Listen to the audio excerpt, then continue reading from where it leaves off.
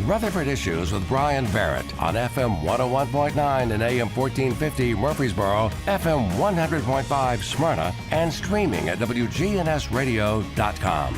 Rutherford Issues is powered by Middle Tennessee Electric, who offer you some energy-saving tips during this heat wave. Schedule heat-related chores like cooking, cleaning, and laundry to early morning or evening hours. More tips at mte.com/myenergyplan. Time to talk with Lisa Trail. She is the spokesperson for Murfreesboro City Schools. And I know you're thinking, gosh, you're talking schools, but school is out. That doesn't mean that the city system isn't busy at work. Miss Lisa, good morning.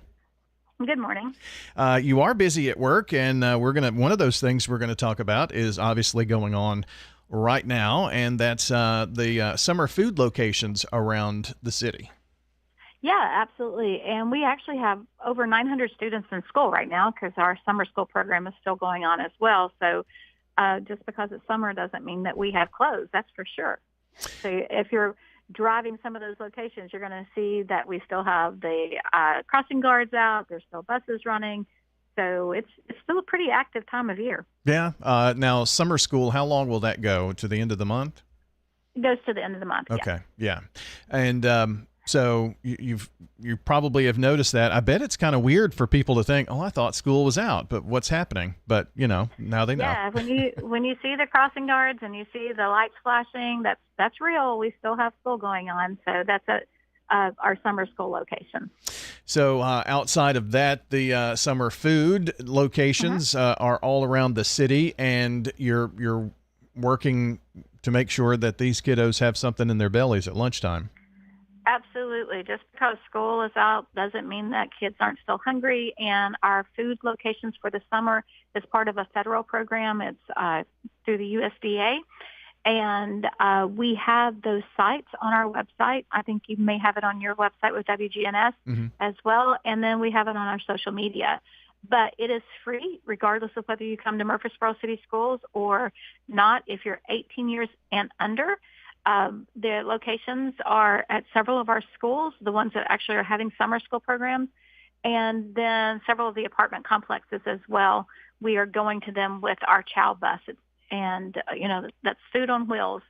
So we want to make sure everyone knows about that and has the opportunity to take advantage of those meals for your children. The Discovery Center is one of those locations I noticed. You mentioned those apartments, and again, it's at cityschools.net if you want to see the locations. Now, I do notice that there are like 4 schools that will start up after, end of July or so. Is that because we're getting close to school starting back? It is. It's because summer school is over with at that point, and so some of the other school locations open up as well. So right now it's at Bradley, Discovery, Northfield, John Pittard, Reeves, Rogers, Scales, and then we add Black Fox, Cason Lane, Hobgood, and Mitchell Nelson later in July. So we want to make sure people have the opportunity to come by. And again, you just walk in the doors at the school and tell them you're there for the summer feeding, and they will take care of you from that point. Now, but there are specific times, so they do need to look at that. Yeah, very true. And those times vary. And I did say a second ago that, make sure they have lunch in their bellies, but also you're doing breakfast and lunch. So I want to make sure we know that.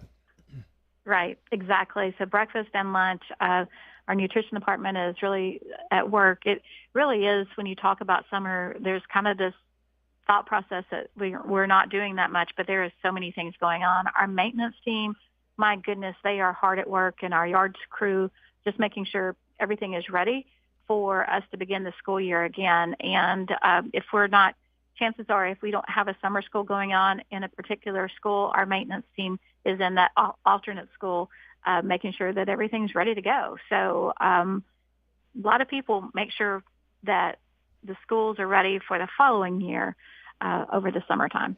Yeah, my circle of folks, our teachers and administrators and things of that nature that I talk to frequently. And that was always the thing, summertime, these principals, they have a to-do list, and this is the best time to get that done. And, some of them even chip in and go in and get some of the things done because they know these maintenance folks are working really, really hard. So, I mean, there's a scurry of activity at all the schools just to make sure that opening day, it's just like opening day for baseball. You want to be ready. That's exactly right. And it's all the behind-the-scenes things that happen to make sure that that first day of school, kids have classrooms ready and desks and walls are painted and roofs are done and all the things that we try to do when the students aren't in the classrooms. Mm-hmm. And, during that time, we're talking about waxing the floors, painting, all that kind of thing, right? I mean, it's just Right. unbelievable to think about what goes into it. Deep cleans. Installing some new playground equipment. If you looked at the list of things that our maintenance team is doing, it's just amazing. Again, I'll give them a huge shout out for all their work during the summertime. Same thing goes with our transportation. A lot of them are running the summer buses for summer school, but if not, they may be what people you're seeing in the yard crews, making sure that everything is weed eated and the yards are mowed and all those good things. So, again, lots of activities in and out of our schools. Most certainly. We're talking with Lisa Trail with Murfreesboro City Schools today. I did notice that it hasn't been, maybe last Wednesday, you named Dr. Duke named a principal at Northfield, Melissa Bryant, Miffleton. I know her as Melissa Bryant. We went to school together back in the day. That's you can tell that Melissa's been around a long time. Yeah. What you call her. So the people who call her Bryant, that's exactly right as well. Yes, so Melissa is going to be the new principal at Northfield. We are so excited for her and this opportunity. Miss Campbell, who was the principal the past several years, has decided that she is ready to retire a little early, I think. So Melissa has been the principal there for the past 5 years. She took over right during COVID, if my memory serves right. So this is a great opportunity for her, and she's got so much passion for education, and I think she's going to bring that same passion to her new role as principal. Yeah. So I noticed that, that was something that happened this summer. We're talking about kids in summer school and the summer feeding program that's going on. So it is a very, very busy time, but we do want to kind of peek ahead just a little bit because the next school year, as fast as June has gone, it's going to get here upon us really quick, I think. It really will. So as we look at the new school year ahead, we have several industries or nonprofits that reach out to us quite often, and we're so blessed with that. The things and they're asking, what do you need to start the school year off? So if there is someone, a group out that wants to help with school supplies, just give us a call. We'll talk about that and what supplies are needed, whether it's for the classroom, for the teacher, or for the students. We always have a list of those kind of things. We're also ready for our backpack foods that we begin the first week that kids come to school, where by the next week they're going home with backpacks if they are children who are chronically hungry. And we do get a food grant every year, and hopefully we will again this year from Second Harvest to take care of those backpack supply needs. And when I say backpack, it's just small food items that fit in a child's backpack, but it actually keeps them from being hungry over the weekend. So, but the food that we actually receive from Second Harvest just doesn't cover everything. So we have been so fortunate to have some churches. Our fire department has done a couple of food drives for us. We've also had other corporate folks that have helped us with that. So if there's something like that you want to put on your schedule, whether you want to do it in July or in the fall, now's the time to really talk about that, and we'll get a plan together. So kind of talk a little bit more about the backpack program, because that's important. It kind of is along the same lines or premise of the summer feeding program, right? That's exactly right. We know that there are students that come to school every day that really would be classified as chronically hungry. during the week. During a typical week when school's in session, they're eating breakfast and lunch with us. If they're staying for ESP, they're most likely getting a snack at ESP as well. But on Saturdays and Sundays, they may not have the same food sources. And I want to say it's not because the parents aren't trying. They are trying, but it's just a lot to feed extra mouth. And, it's one of those things, if you're at work all day long, if you're working on Saturdays and Sundays, trying to make sure that there's something in the cabinets that your children can eat and not to have to worry about that is one less burden that a parent would have to take on. So our school social workers and our teachers, our principals can really help identify those children who may be chronically hungry on the weekends because they can tell. And they work with the families to just say, would it be helpful to have this food sent home so that your child can have access, easy access to food over the weekends. And this could be anything from breakfast cereals to kind of the Pop-Top cans is what I always call them. That have things like me growing up, it would have been Beanie Weenies, but there's a lot of SpaghettiOs, those raviolis, the shells and cheese, like the Velveeta shells and cheese that a child can easily make for themselves in a microwave. So that's the kind of food that we're sending home just so they have something in their bellies over the weekend so they're ready to come back to school on Monday. And those school supplies, I mean, many are in a situation where it just becomes cost prohibitive, especially, you're trying to get, some sneakers for the year and, clothes and that kind of thing. And just getting started in the school year can be kind of costly. And so these supplies certainly help in those situations too. Absolutely. We try to keep our supply list under $25, especially if you're finding those really great deals on those tax-free weekends or back to school bargains.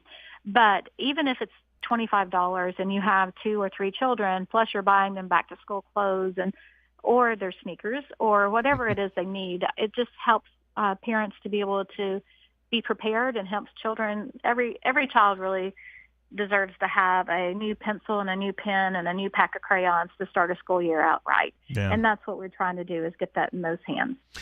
There are school supply lists, I guess, just about anywhere you want to look. I saw them out this weekend. So, I mean, they're already at the places where you would buy school supplies. They are. They're already there. They're on our website if you want to look for that. And we also use a program called Teacher List.